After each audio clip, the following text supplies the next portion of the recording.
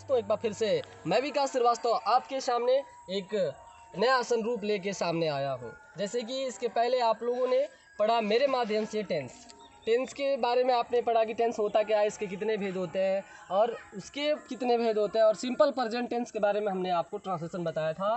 पहला सिंपली, दूसरा निगेटिव, तीसरा इंट्रोगेटिव, ये 3 चीज़ हमने आपको बता चुका है।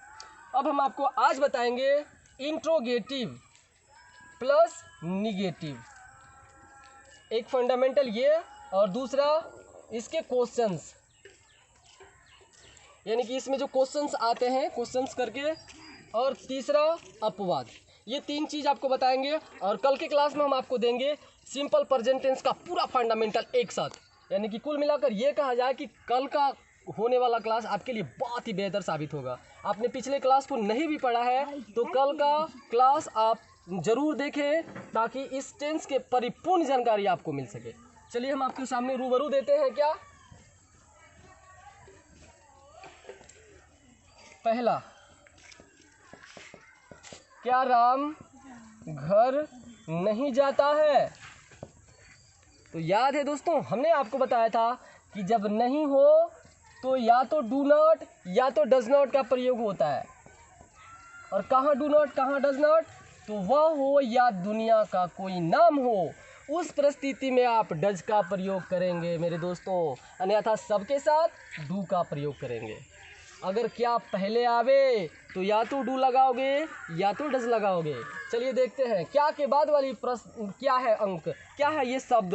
तो क्या के बाद हमारा क्या मैच मिल रहा है, राम। क्या है राम, ये है नाम, तो नाम है तो क्या लगेगा, डज। क्लियर, तो यहाँ लिखेंगे डज, उसके बाद राम, फिर क्या, नहीं, गो टू हाउस।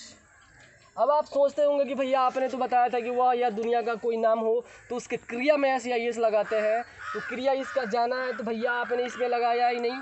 अरे तो कंफ्यूज क्यों होते हैं, इसके जगह पर अब हमने यहाँ लगाया। क्यों? क्योंकि वो सिंपली था लेकिन ये इंट्रोगेटिव और निगेटिव है। समझ में आ गया ना? मुझे पूरा उम्मीद है कि आपको समझ में आ गया होगा। दूसरा क्वेश्चन, क्या हम लोग भात खाते हैं? क्या हम लोग, ये वह नहीं है, ये दुनिया का कोई नाम नहीं है, तो बिना सोचे आप लिखोगे डू। हम लोग का अंग्रेजी वी, फिर नॉट, क्या, इट राइस। उम्मीद है कि आपको बिल्कुल परिपूर्ण रूप से समझ में आ गया होगा। चलिए अगला क्वेश्चन जो है आपके सामने ये रूबरू होकर उभर कर आया है, क्या राम कहाँ जाता है? देखिए सोचने वाली बात है ये, या राम क्या खाता है। यहाँ देखिए क्या, 2 फंडामेंटल आपको समझाते हैं, क्या राम खाता है और राम क्या खाता है। दोनों में अंतर है। यानी कि क्वेश्चंस पूछ रहा है कि क्या राम खाता है, मैंने उसको पता है कि राम खाता है कि नहीं खाता है। दूसरा क्वेश्चन बोला है कि राम क्या खाता है, राम खा रहा है लेकिन उसको पता नहीं है कि वो क्या खा रहा है। तो ये 2 फंडामेंटल होता है। अगर क्या पहले हो तो या तो डू लगाएंगे या तो डज लगाएंगे, ये इसके अनुसार से। लेकिन अगर क्या बीच में रहे मेरे भाई तो आप डू या डज का प्रयोग कतई नहीं करेंगे, करने के बाद वो बिल्कुल गलत हो जाएगा। अगर बीच में क्या रहे तो व्हाट का प्रयोग करेंगे। जैसे हम आपको ये क्वेश्चन सॉल्व करके बताते हैं, राम कहाँ जाता है, तो कहाँ पहले आता है। कहाँ का अंग्रेजी क्या होता है मेरे दोस्तों, वेयर। उसके बाद या तो डू लगेगा या तो डज लगेगा। तो डू क्यों लगेगा, डज क्यों लगेगा, ये सारी फंडामेंटल हमने आपको पहले ही पढ़ा दिया है। ये राम नाम है ना तो डज लगेगा। Where does Ram go. Clear? आप क्यों हंसते हैं, इसमें क्वेश्चंस क्या है, क्यों, वाई, तो वाई को बाहर लिख देंगे। वाई, यहाँ आप है ना तो डू लगाएंगे। वाई डू, क्या, वाई डू यू, क्योंकि आप है ना, लाफ। तीसरा, एक ट्रांसलेशन होता है जो तो करके होता है, मैं जाता तो हूँ, तुम खाते तो हो, राम लिखता तो है, मैं हंसता तो हूँ। तो ऐसी परिस्थिति में तो का अंग्रेजी या तो डू होता है या तो डज होता है। अब ये बताने की ज़रूरत नहीं है, आप बिल्कुल परिपूर्ण रूप से जानते हैं कि कहाँ डू और कहाँ डज लगता है। फिर वही प्रक्रिया, ये समझ में आ गया होगा आपको, मुझे पूरा विश्वास है। तो मैं खाता तो हूँ, आई डू इट। क्लियर?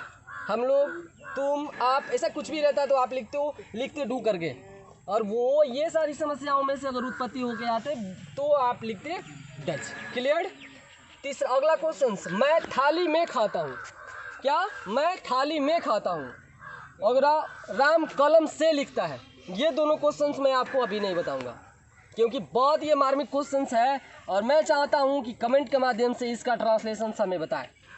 आप कितना दिमाग लगाते हैं इस पर। हालांकि ये जो है इसी टेंस के आधार पे बनेगा, लेकिन मैं चाहता हूँ इसको बनावे, क्योंकि इसको बनाने के बाद मैं आपको इस कमेंट को कल पढ़ के बताऊँगा। इसमें ढेर सारी कॉमेडी सी बातें आएंगी, एक से एक ट्रांसलेशन मिलेगा, क्योंकि ये ट्रेंड्स के आधार पे नहीं, ये मस्तिष्क के दिमाग के आधार पे बनेगा। तो आप उम्मीद रखते हैं कि आप इसको सॉल्व करेंगे। फिर हम आपको कल बताएंगे कि आपका आंसर क्या था, और मैं सिलसिलेवार से आपको ये रूबरू कराऊंगा, मुखातिब कराऊंगा।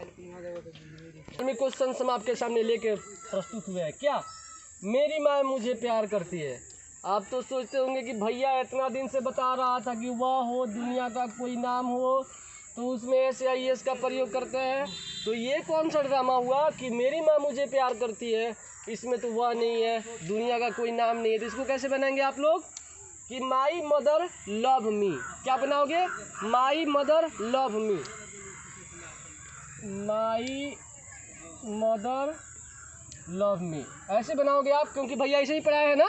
नहीं, तो ये गलत हो जाएगा, क्योंकि ये फंडामेंटल हमने आपको बताया ही नहीं था। आपको याद है कि हमने आपको बोला था कि आप ज़्यादा दिमाग नहीं लगाओगे, जो मैं बताऊंगा बस उतना ही ध्यान रखोगे।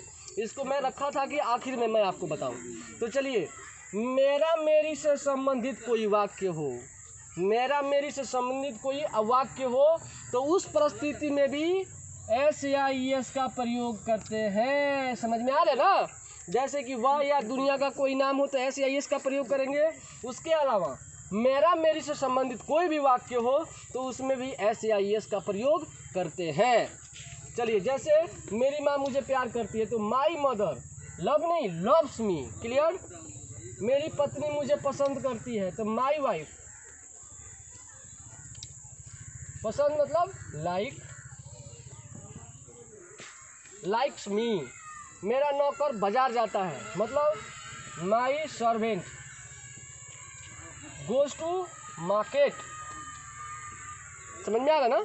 अगला, मेरी गाय दूध देती है। जल्दी बोलिए, तो जल्दी बोलिए। क्या? चलिए, बिल्कुल सही जवाब है आपका।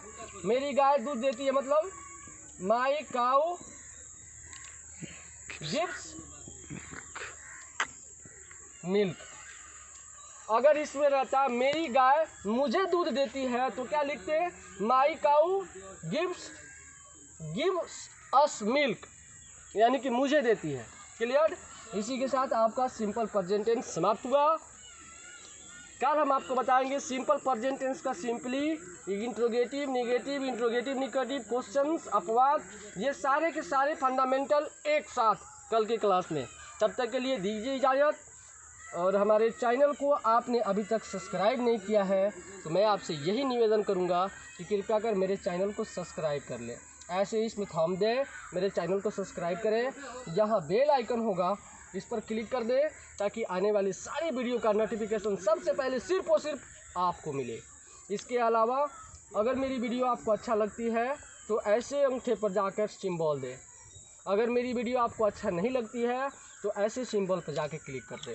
अगर कुछ इसमें पूछना हो, जानकारी लेना हो तो आप नीचे कमेंट में लिखकर हमें ज़रूर बताएं कि हमारी वीडियो आपको कैसे लगी।